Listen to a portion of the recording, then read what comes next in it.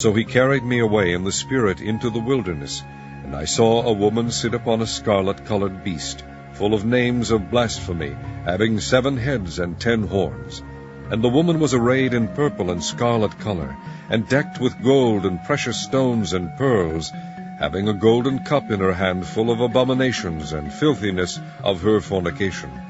And upon her forehead was a name written, Mystery, Babylon the Great, the mother of harlots and abominations of the earth. And I saw the woman drunken with the blood of the saints, and with the blood of the martyrs of Jesus. And when I saw her, I wondered with great admiration.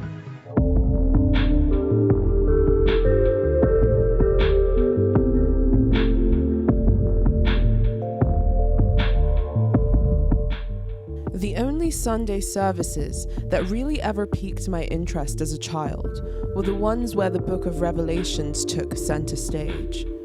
I was a weird kid that loved fantasy, fairy stories, myths and legends, so the book of Revelations inspired a similar kind of wonder.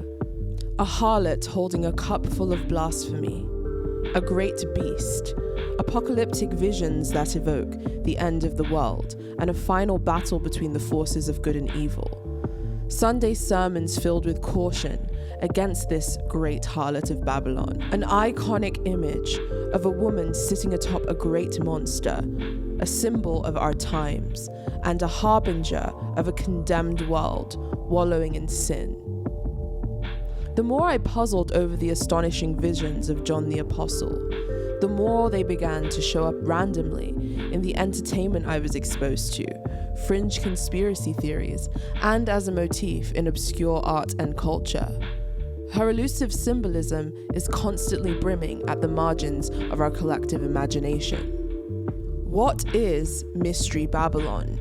And who is this great harlot that haunts the Abrahamic psyche? You don't need to be a true believer in apocalyptic Christianity to feel drawn to or compelled by this image, because despite a person's belief or lack thereof, she is constantly represented in the unconscious drives of all modern subjects. The religious imagery of mankind can often reveal hidden truths about our nature, and it can also act as a roadmap towards understanding the hopes and fears that we harbor about our destiny on this planet. Psychoanalysts, spiritual leaders, and mystics have puzzled over the great harlot for centuries and mounted attempts to arrive at conclusions on its significance. Carl Jung theorized that the great harlot of Babylon represented a human fear of the consumptive and destructive forces of nature. In his mind, she was the terrible mother and an embodiment of the destructive Oedipal drives that hinder the path towards healthy individuality and maturity. The occultist Aleister Crowley notoriously dubbed himself the Beast 666 in reference to the creature beneath the Red Woman, and he revered her as a focal point of his philosophy. His cosmology placed her as a mascot of what he saw as an emerging aeon, a time in which the death of God and Christian ideals ushers in an era of individualism and personal apotheosis. In order to understand the ambiguous origins of the entity known as Mystery Babylon, the Great Harlot, grasp what it represents and how this imagery speaks to the mind of the modern world, we must first journey back to the Old Testament and unravel the symbolic significance of the city of Babylon in the mind of early Israelites. In biblical texts, Babylon was an infamous hotbed of vice, sin, blasphemous worship, and political tyranny. The city was often condemned by God and his prophets as an example of a doomed civilization, collapsing under its own decadence. The Babylonians and their various rulers were frequently referred to as enemies of God due to their rejection of his teachings and his prophets, and an embrace of pagan entities like Baal and Moloch. Nimrod, the king of Babylon, in the Old Testament, is perhaps the most archetypal representation of the Babylonian spirit, coming second only to the harlot of Babylon herself. He was the authority responsible for the famous Tower of Babel, a colossal monument designed to reach the heavens in a blasphemous attempt to challenge God's power.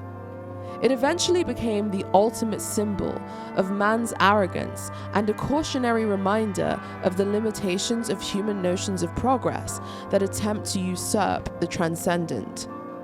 Babylon transformed into a symbol in the mind's eye of Abrahamic cultures that came to represent the disease of empire, systems of bondage and tyranny, and the attitudes of civilizations that had strayed far away from transcendent spirituality in favor of self-aggrandizing, ego-driven ethos.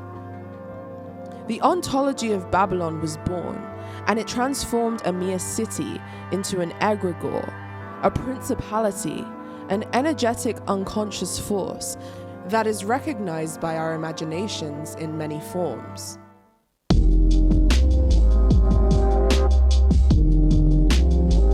The emerging 20th century and the spoils of industrial revolution firmly cemented the capitalist mode of production, and an explosion of consumer goods in the West were beginning a shift in the spiritual and social values of a new generation. Prosperous industrial cities became hubs of carnal exploration, and Babylon was now synonymous with the excesses of this new era of technology and prosperity. This was recognized most by those who had been the most exploited by the industrial world's expansion.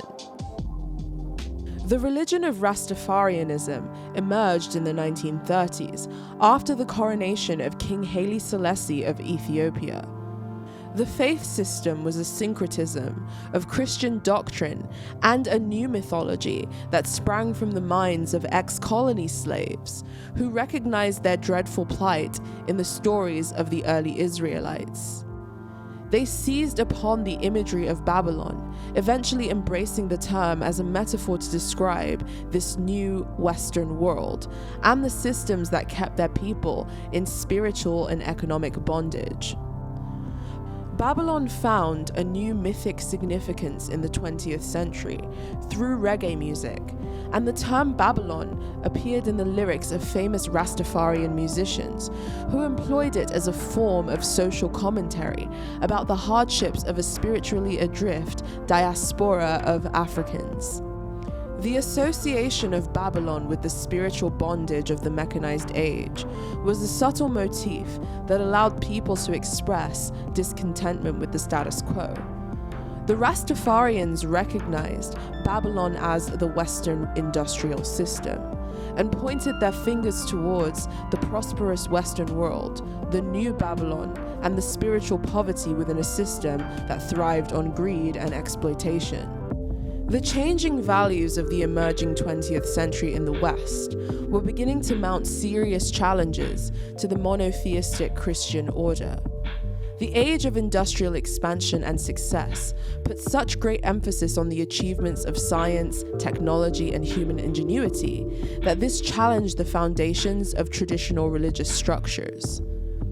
This rupture inspired a renewed fascination with the occult and fringe spirituality, and a sprawling trend of esoteric sects and secret cults were popularized among the elite.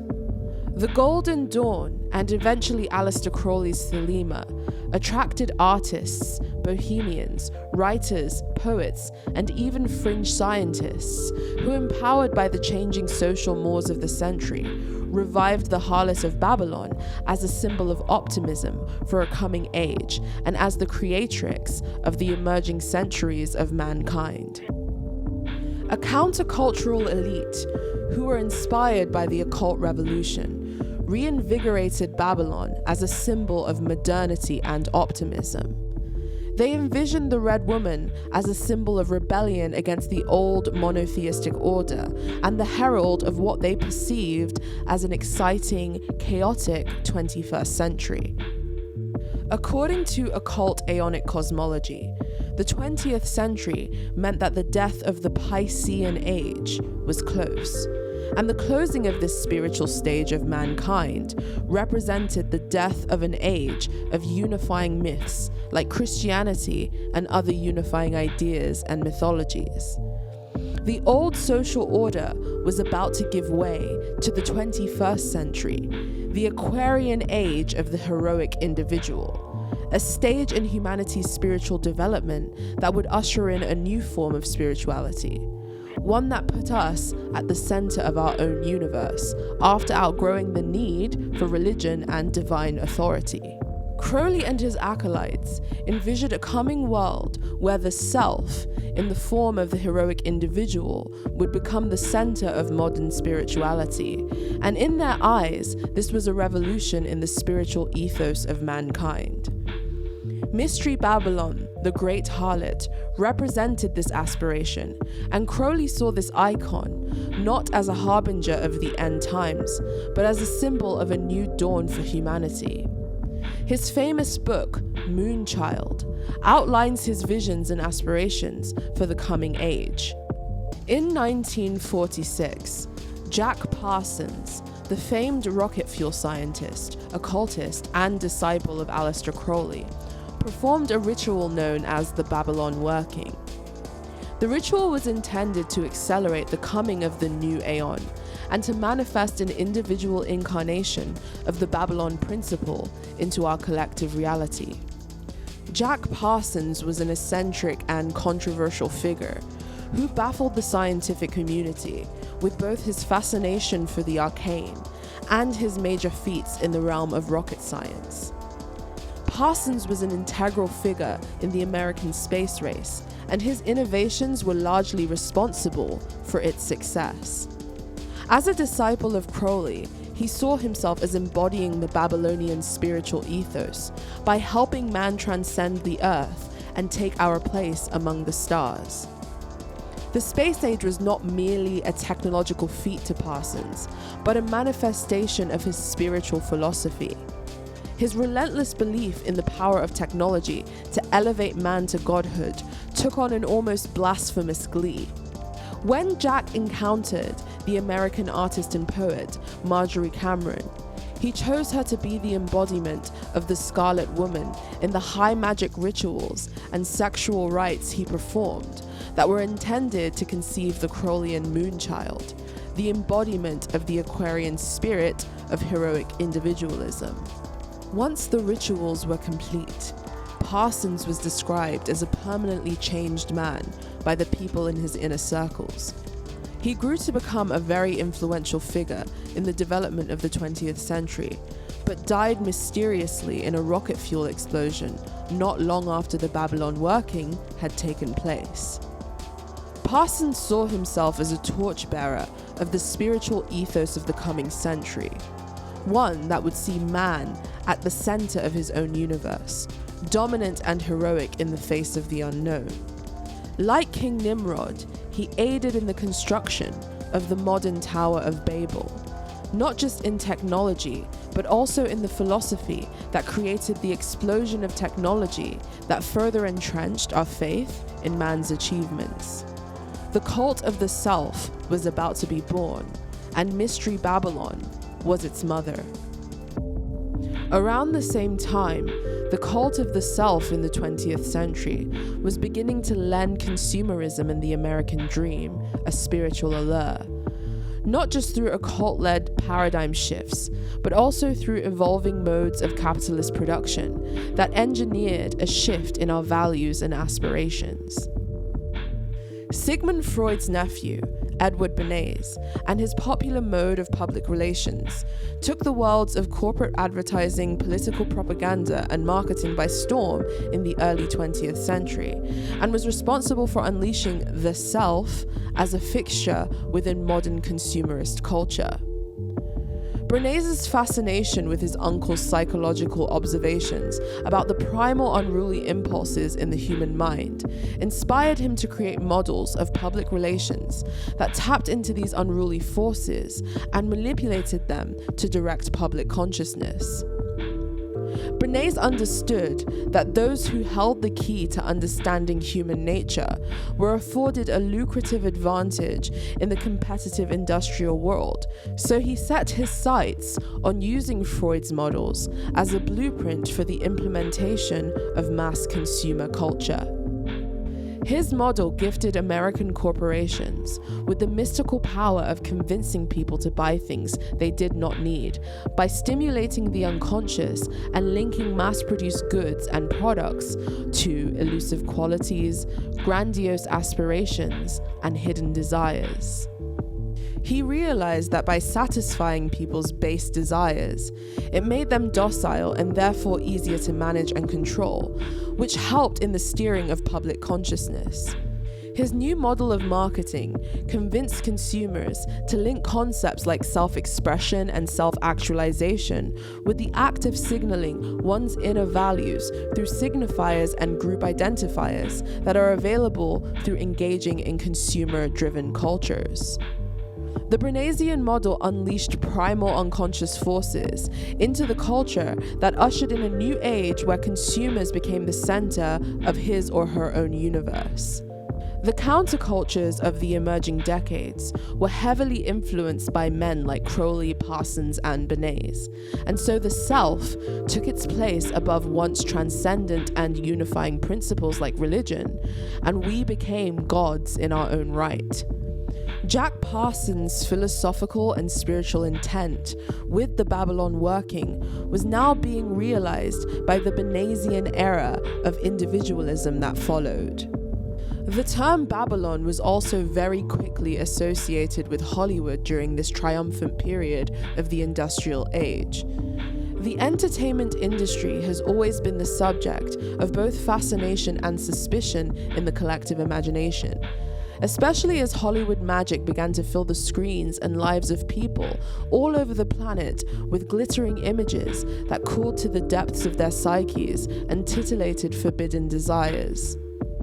The popular book Hollywood Babylon by Kenneth Anger further titillated public tastes for juicy details about what really went on behind the scenes of the entertainment industry and what secrets lurked behind the facade of an esoteric world that was now home to a modern pantheon of gods and goddesses.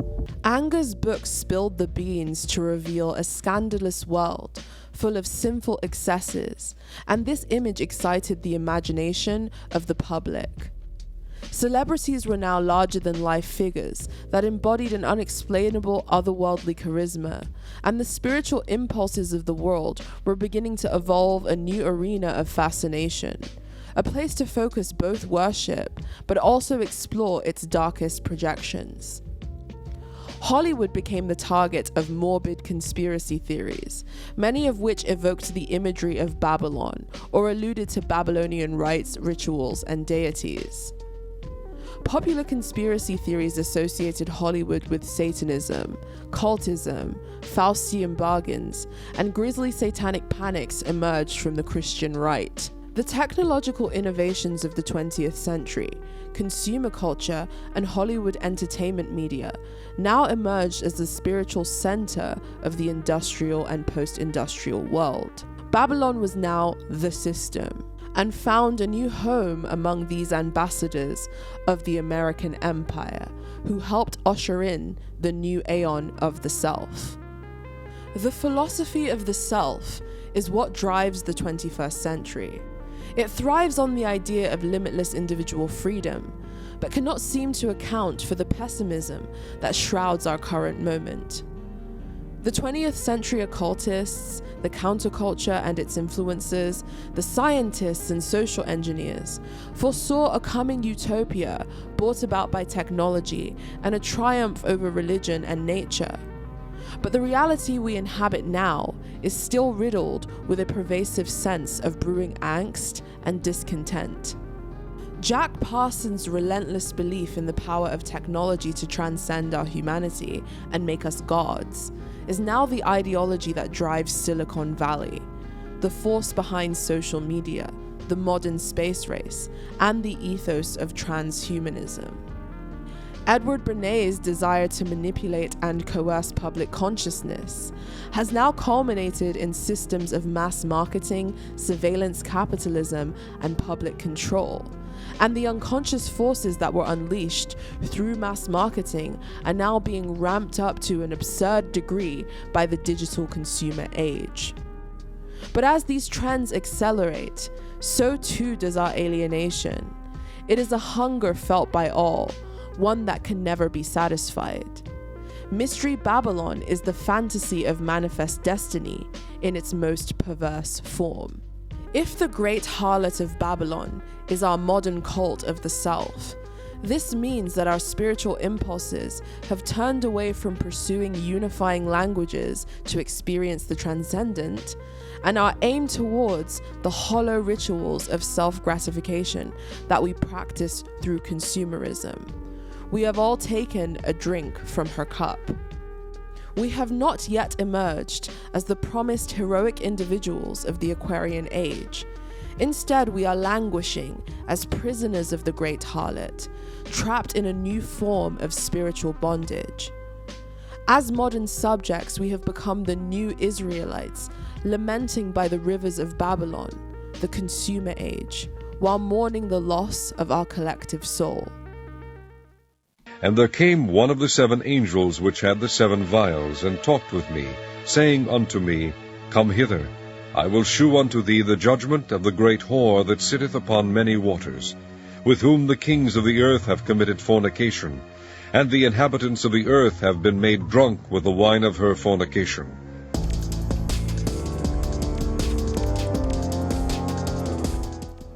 Babylon the Great Harlot is the silent spirituality of a time in which humanity's appetites are being purposefully stimulated and ramped up in order to keep a system that is centered around consumption and greed functioning.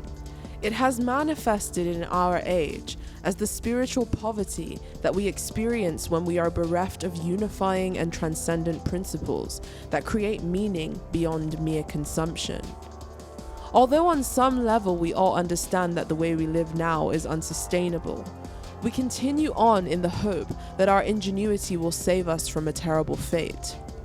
The fall of Babylon was inevitable, and so too is the spiritual failure of a society stuck in immature notions of progress that sacrifice our greater spiritual needs. Humanity's quest towards spiritual maturity and heroic individualism is being thwarted by the false individualism presented by the ethos of Babylon. It is an individualism without a recognition of the beauty in life that transcends individuality.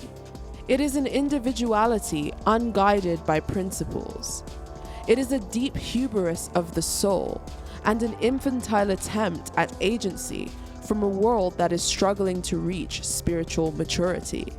The Piscean age has passed, and the old unifying principles cannot be revived. It is inevitable that the next leap in the evolution of our consciousness will occur. But without having developed that maturity, we are creating a world where people are more atomized than ever.